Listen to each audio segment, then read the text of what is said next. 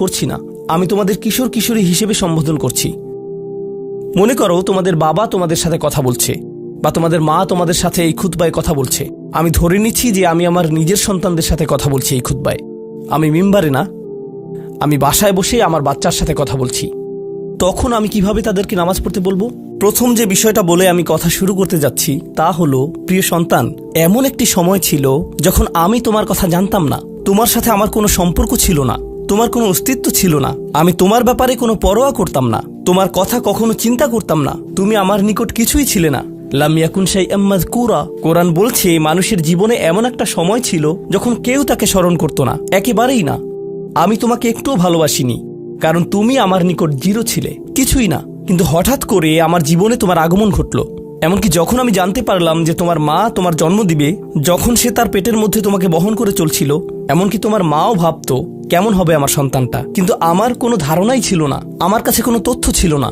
আমার একটা অংশ এই ভয়ে থাকতো যে তুমি হয়তো আমার মতো হবে, কিন্তু আমার কোনো ধারণাই ছিল না কেমন মানুষ হবে তুমি। এমনকি তুমি যখন একটু একটু করে বড় হচ্ছিলে, তুমি যখন একদম ছোট বাচ্চা ছিলে, আমি আসলে জানতাম না তুমি কে। আমি শুধু জানতাম তোমাকে খাওয়াতে হবে, আর মাঝে মাঝে তোমার থেকে দুর্গন্ধ আসতো। এছাড়া তোমার সম্পর্কে আমি তেমন কিছুই জানতাম না। এখন তুমি যেহেতু বড় হয়ে উঠছো, এখন আমরা পরস্পর কথা বলতে পারি এবং যোগাযোগ করতে পারি। তুমি স্কুলে যাচ্ছ, আমরা একই বাড়িতে বাস করি। আমি শুধু তোমাকে জানাতে চাচ্ছি, আমাদের মধ্যে এই সম্পর্কটি সবসময় বর্তমান ছিল না। আমি তোমাকে আরো জানতে চাই, এই সম্পর্কটি সবসময় বর্তমান থাকবেও না। খুবই অল্প কিছু সময়ের জন্য আমরা দুজন একত্রে থাকব, আর অল্প কিছু দিনের মধ্যেই তুমি পুরোপুরি বড় হয়ে যাবে। তুমি যুবক হওয়ার পথে। এটা খুব দূরের জিনিস না। বস্তুত তোমার বাচ্চাকাল থেকে এখন পর্যন্ত সময়টাকে আমার কাছে 1 মাসের মতো মনে হয়। চোখের পলকে তুমি এখনকার তুমি হয়ে গেছো। কিছু বুঝে উঠতে উঠতেই তুমি বড় হয়ে যাবে। একদিন ইউনিভার্সিটিতে যাবে, চাকরি করবে, বিয়ে করবে, এর সব কিছুই ঘটবে ইনশাআল্লাহ, যদি আল্লাহ ইচ্ছে করেন। যখন ওই ব্যাপারগুলো ঘটবে, তখন আমাদের সম্পর্কটা আর আজকের মতো থাকবে না। বাড়িতে এসে তুমি আমার কাছে ছুটে আসবে না, তুমি আমার সাথে সময় কাটাবে না। তোমার নিজের চাকরি থাকবে, পরিবার থাকবে, স্ত্রী থাকবে বা স্বামী থাকবে, তোমার তখন নিজের জীবন থাকবে। সুতরাং আমাদের হাতে একত্রে যে সময়টুকু আছে তা খুবই সীমিত। এমনকি এই সময়টুকুতেও তোমার স্কুল আছে, আমার চাকরি আছে, আমাকে বাজার করতে হয়। আমাদের হাতে হয়তো দৈনিক 20 মিনিট সময় থাকে সত্যিকারের কথা বলার। আমাদের একসাথে অতিশয় সংক্ষিপ্ত কিছু সময় থাকে। তুমি যখন বড় হয়ে যাবে, তখন আমার সম্পর্কে তুমি শুধু আমাদের একত্রে কাটানো ওই গুটিকত মুহূর্তগুলোর কথাই স্মরণ রাখবে, কারণ আমাদের কাছে একত্রে কাটানোর মতো 24 ঘন্টা নেই, আমাদের নেই। তো মোট কথা, প্রথম যে জিনিসটি আমি তোমাকে জানাতে চাই তা হলো, আমি তোমাকে কোনো মতে চিনি। আমি জানি আমরা একত্রে বাস করি, কিন্তু আমি সত্যিই তোমার সম্পর্কে খুবই অল্প জানি। কেন জানো? কারণ কোনো মানুষ অন্য কোনো মানুষকে সত্যিকার অর্থে চিনে না। তুমি যা যা চিন্তা করো তার সবটা তো আমাকে বলো না, আর আমিও নিজের চিন্তার সবকিছু তোমাকে জানাই না। কিন্তু এমন এক সত্তা আছেন যিনি তোমাকে চিনতেন, এমনকি যখন তুমি আমার নিকট কিছুই ছিলে না তখনও। এমন এক সত্তা আছেন যিনি তোমাকে তখনও ভালোবাসতেন যখন সৃষ্টি জগতের কেউই তোমাকে ভালোবাসতো না, এই জগতের কেউই তোমাকে স্নেহ করতো না। এমন এক সত্তা আছেন যার সাথে তোমার সম্পর্কটা আগামীতেও থাকবে, যদিও তোমার আমার সম্পর্ক আগামীতে পরিবর্তিত হতে যাচ্ছে। ছোটবেলায় আমার বাবার সাথে আমার এক ধরনের সম্পর্ক ছিল, কলেজে পড়ার সময় তার সাথে সম্পর্কটা অন্য ধরনের ছিল, আর এখন তার সাথে আমার সম্পর্কটা সম্পূর্ণ ভিন্ন রকম। যদিও আমরা একই মানুষ আছি, কিন্তু আমাদের সম্পর্কে আমূল পরিবর্তন এসে গেছে। কিন্তু একজন এমন আছেন যিনি সর্বদা তোমাকে ভালোবেসে গেছেন, তোমাকে নিরাপত্তা দিয়ে গেছেন, তোমার ভালোর জন্য পরিকল্পনা করে গেছেন, তোমার যত্ন নিয়েছেন একেবারে শুরু থেকেই, আর তিনি সব সময় তা করে যাবেন। আর সেই সত্তা আমি নই, আমি তোমার জীবনের একটা পর্ব মাত্র। এটা সুন্দর একটা পর্ব যা আল্লাহ তোমাকে আমাকে একত্রে দান করেছেন, কিন্তু এটা কোনো স্থায়ী পর্ব নয়। এটা ছিল প্রথম ব্যাপার যা আমি তোমাকে জানাতে চেয়েছি। দ্বিতীয় যে বিষয়টি আমি তোমাকে জানাতে চাই তা হলো, আমি যখন তোমাকে নামাজ পড়তে বলি বা কোনো কিছু করতে বলি, তোমার তখন মনে হয় আমি তোমাকে নিয়ন্ত্রণ করছি, তোমার উপর বসগিরি দেখাচ্ছি, তোমাকে কেবল এটা ওটা করতে বলি। আমি চাই তুমি জেনে রাখো, আমার পক্ষে আসলে তোমাকে নিয়ন্ত্রণ করা সম্ভব নয়। আমি তোমাকে উপদেশ দিতে পারি, কঠোরতা দেখাতে পারি মাঝে মাঝে, এটা সত্য, কিন্তু অতি সত্বর তুমি এতটা বড় হয়ে যাবে যে তখন যত জোরেই আমি চিৎকার চেঁচামেচি করি না কেন, আমার কণ্ঠস্বর যত উঁচুই করি না কেন, যত হতাশাই ব্যক্ত করি না কেন, এতে কোনো লাভ হবে না। কারণ তোমার সিদ্ধান্তগুলো তুমিই নিবে। তুমি এরকম বলবে, আচ্ছা বাবা, আমি একটু পরে তোমাকে কল দিচ্ছি, আমাকে এখন যেতে হবে, আর একটা কল এসেছে, তুমি তখন আমাকে অপেক্ষায় রাখবে আর নিজের কোনো প্রয়োজন সারবে। মূলত অধিকাংশ সময় তোমার পছন্দ অপছন্দের উপর আমার কোনো নিয়ন্ত্রণই থাকবে না। তুমি যখন স্কুলে থাকো এবং বন্ধুদের সাথে আড্ডা দাও, তাদের সাথে কথাবার্তা বলো, আমি ওইসব কথাবার্তার কোনো কিছুই নিয়ন্ত্রণ করি না। আর আমি যদি ইতিমধ্যেই তোমাকে আইপ্যাড বা ফোন বা এরকম কিছু দিয়ে থাকি আর এগুলো দিয়ে তুমি তোমার বন্ধুদের সাথে যোগাযোগ করো, তুমি তখন কোন ধরনের যোগাযোগ করো তার উপর আমার কোনো নিয়ন্ত্রণই থাকে না। এমনকি যদি আমি ওইসব ডিভাইসে প্যারেন্টিং কন্ট্রোল অ্যাপস ইনস্টল করে দেই, তবুও আমি তোমার চিন্তা নিয়ন্ত্রণ করতে পারি না। আমি কিছুটা নিয়ন্ত্রণ পেতে পারি, কিন্তু সেটা খুবই সীমিত। তবে এমন একজন আছেন যিনি নিয়ন্ত্রণ করে গেছেন তোমার শরীরের প্রতিটি কোষ। একসময় তুমি যে মাইক্রোস্কোপিক তরল পদার্থ ছিলে, সেটাও তিনিই নিয়ন্ত্রণ করে গেছেন, যা তোমার মায়ের গর্ভে বড় হচ্ছিল, যা নিয়ন্ত্রণ করছিল তোমার জেনেটিক ক্রোম, যার উপর ভিত্তি করে তোমাকে সৃষ্টি করা হয়েছে। কেমন হবে তোমার শরীরের রং, তোমার চুলের আকৃতি, তোমার চোখ, তোমার বুদ্ধি কেমন হবে, তুমি কতটা লম্বা বা বেটে হবে, এর সবকিছুই তিনিই নিয়ন্ত্রণ করে গেছেন। তোমার উপর আসলে তার নিয়ন্ত্রণ আছে, আমার নয়। আমার একটি কথা মনে পড়ে গেল, যা রাসূল সাল্লাল্লাহু আলাইহি সাল্লাম তার মেয়ে ফাতিমা রাদিয়াল্লাহু আনহাকে বলেছিলেন, ইয়া ফাতিমা বিনতি মুহাম্মদ ইত্তাকিল্লাহ ফা ইন্নী লা আমলিকু লাকি মিনাল্লাহি শাইআ। ও ফাতিমা, মুহাম্মাদের কন্যা, আল্লাহর ব্যাপারে সচেতন থাকো।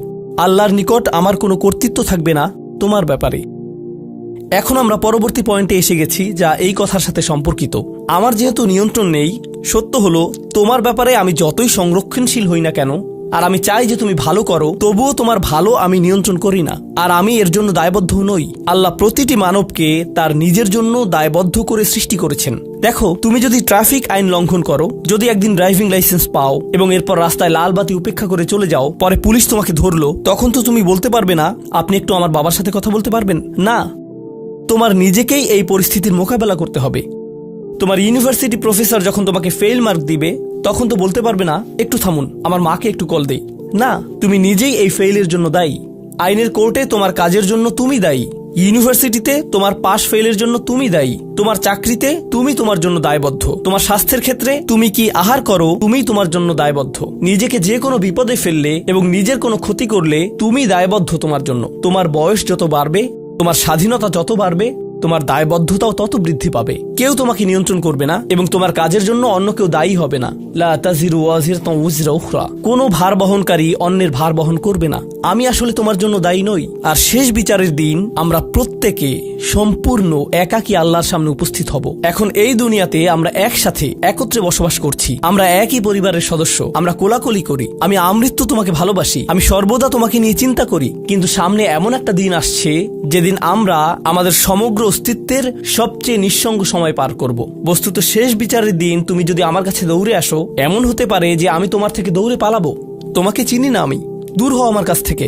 আমি এখন আমার হিসেব নিয়ে চিন্তিত, কারণ তোমার সাথে আমার সম্পর্কটি ছিল সামান্য কয়েকটি ক্ষুদ্র সেকেন্ডের জন্য। আল্লাহর সাথে সম্পর্কের তুলনায় যে সম্পর্কটি আরো অনেক বড়, অনেক বেশি পুরনো, আর ওটা থাকবে আরো বেশি সময় ধরে। আমাকে এখন ওই সম্পর্কটা নিয়ে ডিল করতে হবে শেষ বিচারের দিন। অতএব আমাদের এই সম্পর্কটি ইয়াউমা ইয়াফিরুল মারউ মিন আখিহি ওয়া উম্মিহি ওয়া আবিহি, এই ধরনের সব আয়াত। লোকটি পালাবে তার মা থেকে, তার বাবা থেকে, তার ছেলে মেয়েদের থেকে, তার ভাই বোনদের থেকে, তার স্ত্রী বা স্বামী থেকে। কেউ কেউ ভাবছেন স্ত্রী থেকে পালানো, এটা তো আমি বর্তমানেও করি। তো পরবর্তী যে বিষয়টি আমি তোমাকে জানাতে চাই তা হলো, আমি তোমার কাছ থেকে সম্মান অনুভব করতে চাই, ঠিক যেভাবে তুমিও আমার প্রদত্ত যত্ন অনুভব করতে চাও। তুমি যখন কাউকে ভালোবাসো, তখন কেমন যেন তার কাছে তোমার একটা চাহিদা তৈরি হয়। আমার নিকট তোমার চাহিদা হলো বাসার সমস্ত প্রয়োজন ঠিকমতো মেটানো হচ্ছে তো, আমার দায় দায়িত্বের অন্তর্ভুক্ত। আমার কাছে তোমার চাহিদা হলো আমি যেন কারেন্ট বিল প্রদান করি, ঘরের এসিটা যেন কাজ করে। তুমি চাও আমি যেন তোমার স্কুলে যাওয়া নিশ্চিত করি। তুমি চাও আমি যেন তোমাকে জামা কাপড় কিনে দেই। এগুলো আমার দায়িত্ব। আর আমি চাই তুমি যেন আমাকে কিছুটা সম্মান প্রদর্শন করো এবং শ্রদ্ধা দেখাও এবং আমার কথা শোনো। এগুলো তো সবাই বুঝে, কিন্তু আল্লাহর সাথে তোমার সম্পর্কটা অন্যরকম। তার কাছ থেকে তোমার অনেক কিছু দরকার, কিন্তু তোমার কাছ থেকে তার কোনো কিছুরই দরকার নেই। তোমাকে তার একটুও প্রয়োজন নেই। আসলেই তার কারোরই দরকার নেই বা কোনো কিছুরই দরকার নেই। চলো তোমার সম্পর্কে কথা বলি। তুমি যখন বলো আমাকে কেন নামাজ পড়তে হবে, আমার নামাজ আল্লাহর কেন এত দরকার, তোমার কোনো কিছুরই আল্লাহর প্রয়োজন নেই। এই নামাজ কোনোভাবেই তার উপকারে নয়। আল্লাহ এমনকি বলছেন যখন কোনো কিছুই থাকবে না। চলো কোরআন থেকে একটা উদাহরণ দেই। যখন এই মহাবিশ্বে কিছুই থাকবে না, চলো কয়েক সেকেন্ডের জন্য আল্লাহর গৌরব নিয়ে কথা বলি। সম্প্রতি বিশ্বকাপ চলার সময় আমি কাতারে ছিলাম। যেই টিম জয়লাভ করে, আর্জেন্টিনা জয়লাভ করে, তাদের জন্য এটা ছিল একটা দারুণ গৌরবময় মুহূর্ত। সবাই তাদেরকে নিয়ে আনন্দ উৎসবে মুখর। কল্পনা করো, খেলোয়াড়টাকে নিয়ে উৎসব চলছে, কিন্তু কোনো দর্শক নেই, কোনো ক্যামেরা নেই, কোনো স্টেডিয়াম নেই, কিচ্ছু নেই। একটা লোক একা একা একটি দ্বীপে বাস করে, সে ফুটবলটাতে লাথি দিয়ে একটা গোল করে ফেলল আর বলে উঠল, ইয়ে, আমি সেরা। কিন্তু কেউ তো সেখানে নেই। এমন ঘটনার কথা শুনলে মনে করবে এই লোকটি পাগল হয়ে গেছে, তাই না? গৌরব পেতে হলে গৌরব করার মতো একদল দর্শক থাকতে হবে। স্বীকৃতি পেতে হলে একদল মানুষ আশেপাশে থাকতে হবে যারা স্বীকৃতি দিবে। প্রশংসা পেতে হলে, কদর পেতে হলে নিজে নিজে তো আর প্রশংসা পেতে পারো না। এমন কেউ থাকতে হবে যে তোমার জন্য এই প্রশংসাটা করবে। কিন্তু আল্লাহ বলেন, কুল্লু মান আলাইহা ফান ওয়া ইয়াবকা ওয়াজহু রাব্বিকা যুল জালালি ওয়াল ইকরাম। তিনি বলেন, সব কিছুই ধ্বংস হয়ে যাবে এই ধরাপৃষ্ঠের, তথাপি তোমার রবের চেহারা থেকে যাবে। আল্লাহই একমাত্র সত্তা, যিনি তখনও মহিয়ান এবং গরিয়ান। এমনকি যখন তার প্রশংসা এবং গৌরব বর্ণনা করার কেউ থাকবে না। অন্য যে কারো ক্ষেত্রে কাউকে না কাউকে এটা করে দিতে হয়। তাই আল্লাহর প্রয়োজন নেই আমার নামাজের, আমার হালাল মুরগি খাওয়া আল্লাহর প্রয়োজন নেই, আমার মন্দ বলা থেকে বিরত থাকাও আল্লাহর প্রয়োজন নেই। তাই নিজের মাথা থেকে এই চিন্তা দূর করে দাও যে নামাজ পড়ার মাধ্যমে তুমি কোনোভাবে অন্য কারো উপকার করছো। আল্লাহ এমনকি বলছেন, ইয়ামুন্নুনা আলাইকা আন আসলামু, তারা মনে করে তারা ইসলাম গ্রহণ করে তোমাকে ধন্য করেছে। লা তামুন্নু আলাইয়া ইসলামাকুম, আমাকে বলতে এসো না যে তোমার ইসলামের মাধ্যমে তুমি কোনোভাবে আমার উপকার করেছো। বালিল্লাহু ইয়ামুন্নু আলাইকুম, বরং আল্লাহই তোমাদের প্রতি অনুগ্রহ করেছেন। এখন পরবর্তী বিষয়, আচ্ছা, কেউ একজন নামাজ পড়ে না কেন? আমি তোমার সম্পর্কে বলছি না, আমার প্রিয় ছেলে বা প্রিয় মেয়ে। শুধু প্রশ্নটি নিয়ে চিন্তা করো যে মানুষ কেন নামাজ পড়ে না। এর অনেকগুলো উত্তর থাকতে পারে, আর এই প্রশ্নের উত্তর আল্লাহর কাছেও আছে। উত্তরটা খুবই ভয়ঙ্কর। এই উত্তরটি আমি খুতবার শুরুতে পড়েছি। তিনি বলেন, ফালা সাদ্দাকা ওয়ালা সাল্লা ওয়ালাকিন কাযযাবা ওয়া তাওয়াল্লা, সে আসলে সত্য গ্রহণ করেনি এবং সে নামাজও পড়েনি। তিনি কাফের সম্পর্কে বলছিলেন। তিনি দুইটা জিনিস বলেছেন, এই লোকটি সত্য গ্রহণ করেনি এবং নামাজও পড়েনি। কথাটা ভাবনার উদ্রেক করে। যদি বলা হয় সে সত্য গ্রহণ করেনি, আমার আশা হলো তিনি বলবেন লা সাদ্দাকা ওয়ালা আমানা, কিন্তু তিনি বলছেন লা সাল্লা। এর মানে হলো আল্লাহর সত্য গ্রহণ করার ব্যাপারে তোমার অন্তরে কিছু একটা মিসিং আছে। না না না, বাচ্চাটা বলে আমি আল্লাহকে বিশ্বাস করি, আমি মুসলিম। হ্যাঁ, তুমি এখানে মুসলিম, তোমার মাথায়। কিন্তু এই সত্য তো শুধু তোমার মাথার জন্য না, এই সত্য তোমার অন্তরের জন্য। তুমি এখনো অনুভব করছো না যে ব্যাপারটা কেমন সিরিয়াস। তুমি এখনো উপলব্ধি করছো না যে এটা কি। মাঝে মাঝে কোনো বিষয় তুমি জানো হয়তো, কিন্তু এই নিয়ে চিন্তা করা থেকে পালিয়ে বেড়াও। এটা সত্য, তুমি জানো বিষয়টা কিন্তু চিন্তা করতে চাও না। আর তাই এটা যেহেতু মিসিং, ঠিক এই কারণে আমি সহজেই নামাজের কথা ভুলে যাই কখনো কখনো, এবং তুমিও ভুলে যাও কখনো কখনো। এমনটা ঘটে কারণ আমাদের অন্তর কিছুটা বিভ্রান্ত হয়ে পড়ে। দিনের এই সত্যতা, আল্লাহকে সেই সত্যটা, সেই অকাট্য সত্যটা আমাদের মস্তিষ্কের পেছনের কোনো একটা সেলফে গিয়ে পড়ে থাকে। আমরা অন্য কিছুতে ব্যস্ত হয়ে পড়ি এবং এই নিয়ে আর চিন্তা করি না। আল্লাহ এটাই বলেছেন। সুতরাং তোমার নামাজ পড়া আল্লাহর প্রয়োজন নেই। এমনকি তুমি যদি নামাজ পড়ো, আমি পড়তে বলছি এই কারণে, তখন কি করো? নামাজের জন্য কিভাবে নিয়ত করো? তখন আমি 4 রাকাত নামাজ পড়বো, দাঁড়ালাম, কারণ আমার আব্বা বারবার পড়তে বলছেন। আল্লাহু আকবার। নবী সাল্লাল্লাহু আলাইহি সাল্লাম আমাদের বলেছেন, নিয়ত সঠিক না হলে কাজের কোনো মূল্য থাকে না। ইন্নামাল আমালু বিন্নিয়াহ, ইন্নামাল আমালু বিন্নিয়াত। এমনকি যদি তুমি কাজটা করেও থাকো কিন্তু তোমার নিয়ত ছিল আমি শুধু তোমাকে বিরক্ত করি, এটাই তোমার নিয়ত, তখন এই নামাজ আমার যেমন কোনো উপকার করবে না, ঠিক তেমনি তোমারও কোনো উপকার করবে না। তোমার সত্যিকারের আন্তরিক নামাজ থেকে একমাত্র যে উপকৃত হবে সে হলো তুমি নিজে। এখন এটাই সেই প্রশ্নের উত্তর যে কেন একজন মানুষ নামাজ পড়ে না। আরও 2টা কথা তোমার সম্পর্কে বলতে চাই। তার মাঝে একটা হলো নামাজ পড়ার উদ্দেশ্য কি, কোন কারণে পড়ব। কারণ তুমি হয়তো ভাবছো নামাজ পড়ার উদ্দেশ্য হলো তুমি যেন জাহান্নামে না জ্বলো। নামাজ পড়ার উদ্দেশ্য হলো তুমি যদি নামাজ না পড়ো আল্লাহ তোমাকে ঘৃণা করবেন। নামাজ পড়ার উদ্দেশ্য হলো তুমি যদি নামাজ না পড়ো তুমি শাস্তি পাবে, অথবা তুমি আর মুসলিমই থাকবে না, ফেরেশতারা তোমাকে অভিশাপ দিবে। সমস্ত নেতিবাচক বিষয়। আল্লাহ ওই সমস্ত উদ্দেশ্যের কথা উল্লেখ করেননি। নেতিবাচক কিছু থেকে মুক্তি পাওয়া নামাজের মূল উদ্দেশ্য নয়। নামাজের মূল উদ্দেশ্য হলো ইতিবাচক কিছুর দিকে ছুটে চলা। এটাই নামাজের উদ্দেশ্য। এমন দুই ছাত্রের মধ্যে পার্থক্য যেন একজন লেখাপড়া করে যেন সে ফেল না করে, আর অন্যজন লেখাপড়া করে কারণ সে ওই সাবজেক্টটা পড়তে ভালোবাসে। একজন ছাত্র পড়ালেখা করছে পজিটিভ কিছুর জন্য, আর অন্যজন পড়ালেখা করছে কারণ সে এমন কিছু থেকে বাঁচতে চাচ্ছে যা নেগেটিভ। একজন কর্মচারী তার চাকরিটাকে দারুণ ভালোবাসে, আর অন্য একজন কর্মচারী শুধু চায় সে যেন চাকরিটা না হারায়। তারা একই চাকরি করছে, একেবারে অভিন্ন চাকরি, কিন্তু একজন চাকরিটা করতে পেরে কি যে খুশি, কত যে আনন্দ তার, আর অন্যজন খুবই হতাশ, সবসময় মনমরা ভাব। কেন?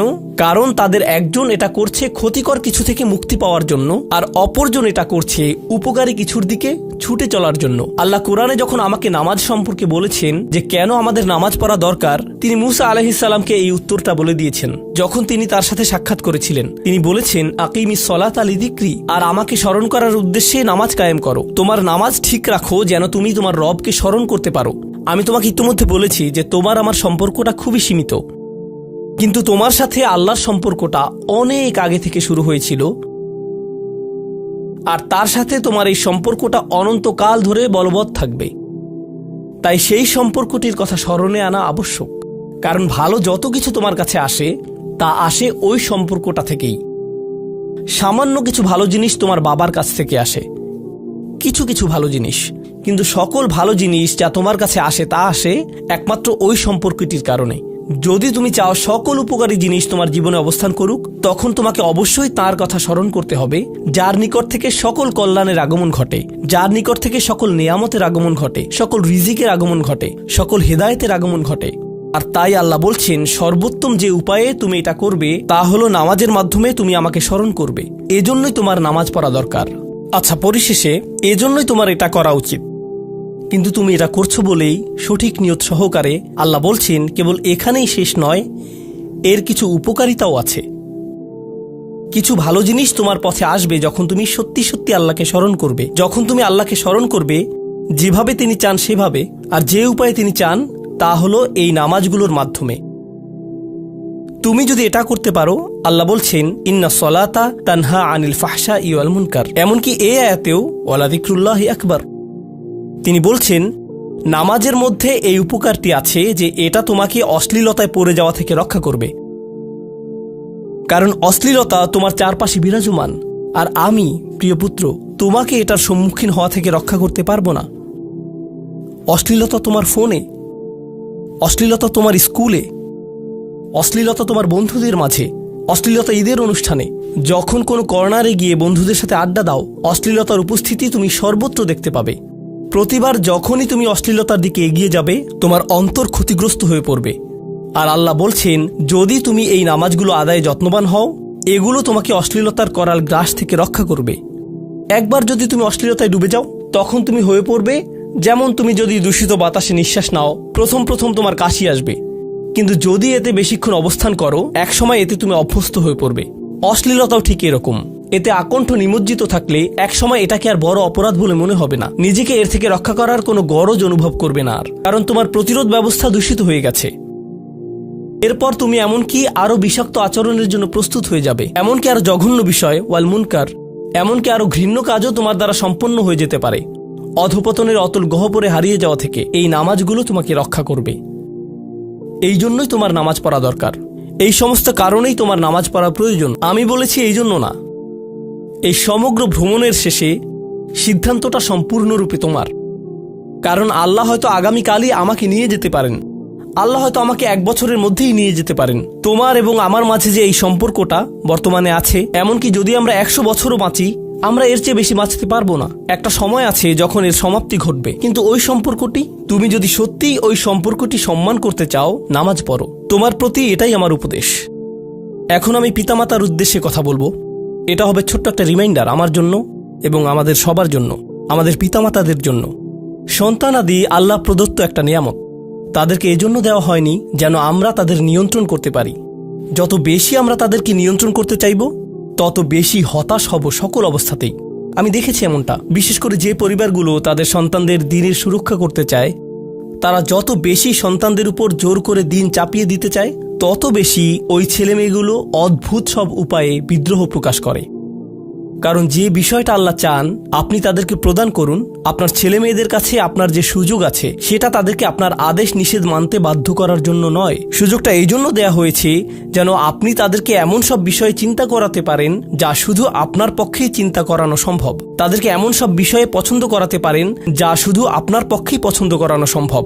আপনার বাচ্চাটা বাস্কেটবল পছন্দ করে কারণ সে আপনাকে বাস্কেটবল খেলতে দেখেছে। সে প্লে স্টেশন পছন্দ করে কারণ সে তার বাবাকে প্লে স্টেশনে খেলতে দেখেছে। এভাবে আপনি বাচ্চাটার অন্তরে কোনো কিছুর জন্য ভালোবাসা তৈরি করে দিতে পারেন, কারণ আপনি যেরকম আপনার পক্ষে এটা করা সম্ভব। আর যখন বাচ্চাদেরকে বলতে থাকেন তোমার হোমওয়ার্ক করো, তোমার হোমওয়ার্ক করো, আপনার সন্তানের বয়স যখন 40 হবে সে তখন বলবে না আমি হোমওয়ার্ক ভালোবাসি, কিন্তু 40 বছর বয়সেও সে বলবে আমি বাস্কেটবল ভালোবাসি, আমার বাবা সবসময় বাস্কেটবল খেলতেন। আপনি যা ভালোবাসেন তা ট্রান্সফার হয়ে তার কাছে চলে যায়, আর যা করতে বলেন তা প্রত্যাখ্যাত হয়ে যায়। এমনটি আপনার ক্ষেত্রেও ঘটেছিল। আপনার ছেলে মেয়েদের কথা ভুলে যান, আপনার নিজের বাস্তবতাও এটাই। আপনার বাবার কিছু কিছু জিনিস যে আপনি এখনো পছন্দ করেন তা ভালোবাসার মাধ্যমে আপনার নিকট ট্রান্সফার হয়েছিল, আর আপনার বাবার ওই ব্যাপারগুলো আপনি অপছন্দ করতেন যা তিনি জোর করে আপনাকে গেলাতে চেয়েছিলেন। এখানে উপবিষ্ট প্রত্যেকের বাস্তবতা এটাই, শুধু সেগুলোই গ্রহণ করেছি যেগুলো ভালোবাসার মাধ্যমে হস্তান্তরিত হয়েছিল। ঠিক এই ইশারাটাই আমাদের পিতামাতাদেরকে দেয়া হয়েছে সূরাতুল ইসরার এই আয়াতে, রব্বির হামহুমা কামা রব্বায়ানি সগীরা। রব্বায়ানি মানে যখন তারবিয়া ব্যবহার করা হয় একটি চারাগাছ বড় করার জন্য, আপনাকে চারাগাছটির যত্ন নিতে হবে, এর সযত্নে প্রতিপালন করতে হবে। গাছটির প্রতি চিৎকার চেঁচামেচি করলে তো হবে না, তাড়াতাড়ি বড় হও, তাড়াতাড়ি লম্বা হও। আপনার একে সময় প্রদান করতে হবে। অনেক সময় পোকামাকড় এসে এর পাতাগুলো খেয়ে ফেলতে চাইবে, আপনাকে তখন পোকামাকড় সরিয়ে দিতে হবে। কখনো কখনো একটু কঠোর আচরণ করতে হবে, শুধু অতটুকুই যেন পোকামাকড়গুলো দূর হয়ে যায়। এরপর আবারও এতে পানি দিতে হবে। আমাদের বাচ্চাদের সাথে আমাদের উদাহরণটা ঠিক এমনই। ঠিক এই কারণেই আমরা আমাদের মাতা পিতার জন্য এই দোয়াটা করি। আমি দোয়া করছি আল্লাহ যেন আমাদের সন্তানদেরকে হেদায়েত দান করেন, যা শুধু তার পক্ষেই দেয়া সম্ভব। দোয়া করছি আল্লাহ তাদের অন্তরে ইস্তিকামা প্রদান করুন, যেন তারা তাদের জীবনে সঠিক সিদ্ধান্ত নিতে পারে। আরও দোয়া করছি আল্লাহ তাদেরকে ইব্রাহিম আলাইহিস সালামের দোয়ার মতো করুন, যা তিনি আমাদের সবার জন্য করেছিলেন, রব্বি জাআলনি মুকিমাস সলাতি ওয়া মিন যুররিয়াতি। হে আমার রব, আমাকে সালাত কায়েমকারী বানান এবং আমার বংশধরদের মধ্য থেকেও। আল্লাহ তাআলা এখানে উপস্থিত পিতামাতাদেরকে আমাকে সহ সবাইকে এমন দৃষ্টান্তে পরিণত করুন যে আল্লাহকে ভালোবাসে এবং যে নামাজকে ভালোবাসে, যেন আমাদের ছেলেমেয়েরা নামাজের প্রেমে পড়ে যায় আমরা যেভাবে নামাজকে ভালোবাসি তা দেখে। বারাকাল্লাহু লি ওয়া লাকুম ফিল কুরআনিল হাকিম ওয়া নাফা'নি ওয়া ইয়্যাকুম বিল আয়াতি ওয়াজ যিকরিল হাকিম।